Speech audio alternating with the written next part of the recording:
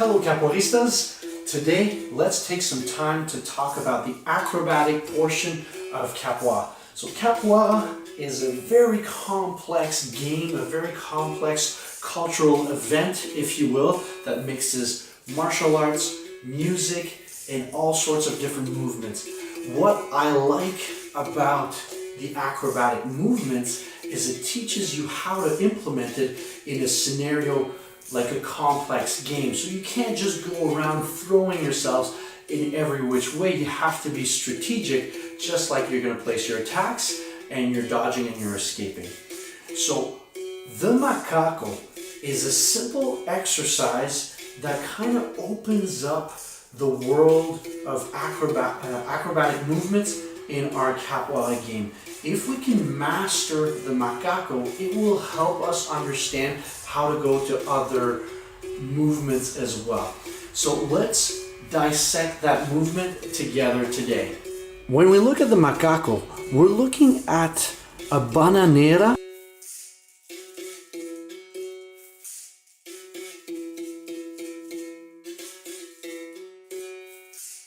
in movement, essentially. So we're starting from the ground here and we're flipping ourselves backwards. How are we doing that? We're projecting ourselves by using our hips. That's right. So it's not the back so much as the hips that are going to generate most of the force. The second thing is, very much like walking, we're going to place one hand after another. It's not both hands at the same time, and it's not just one hand. Although you can have it on one hand, just like you're walking, you're going to be a lot more stable with both feet on the ground to stabilize your hips. In this case, both hands on the ground will stabilize your shoulders much more and give you much more freedom or options to turn your movement into something else.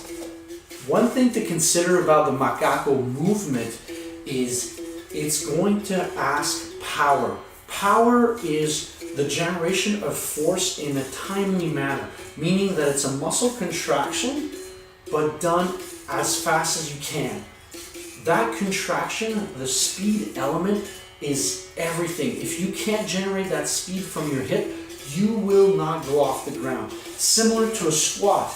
If I squat down and I just bring myself up, I stay to the ground. But if I do the same movement with a little bit more speed, I'm able to bring myself off the ground.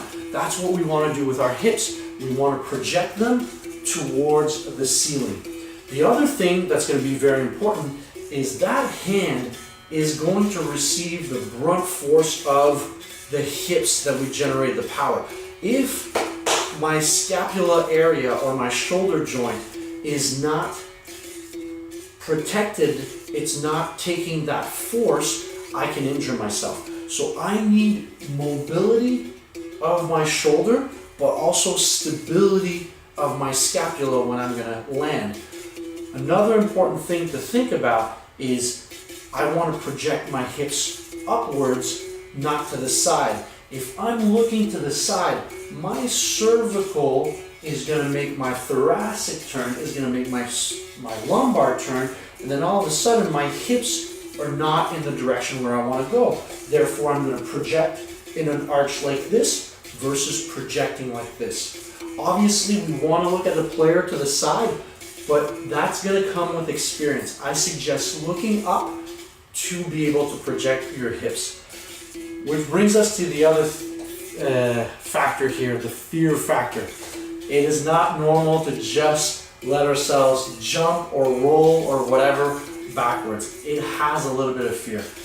I suggest you use this second little tip here to help you understand how to roll yourself backwards. So let's dissect the Macaco even further and bring the center of gravity very, very low so that if we're rolling, we're closer and safer to the ground.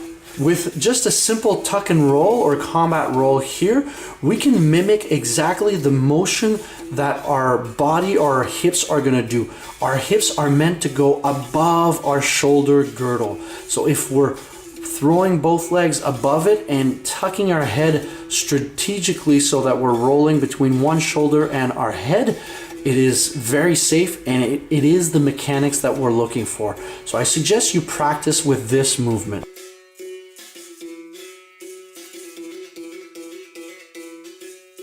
Once we're getting comfortable with this, then we can progress to trying out our macaco.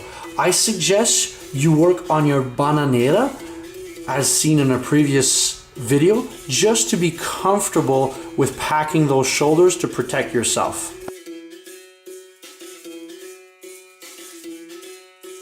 And once we get a good idea here, this is where the fun happens. We're able to express ourselves going backwards.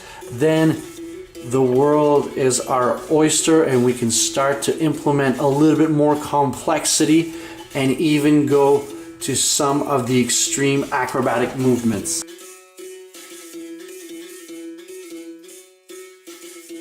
The macaco is a very, very rich and fun exercise to do. Not a bad party trick as well.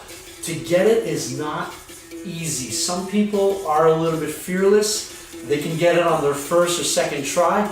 People like me might take a few years to get it, but I suggest you try these progressive exercises that I've shown you today. Implement it slowly in your warm-up, in your cool down.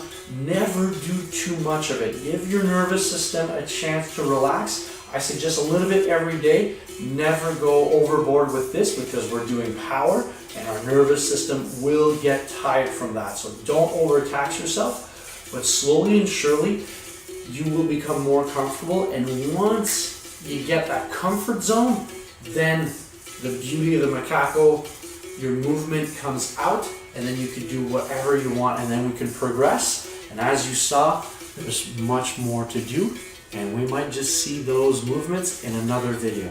Thanks for watching, guys. Much appreciated. If you have any suggestions, comments, anything to say, please let me know, and I'll see you on the next show.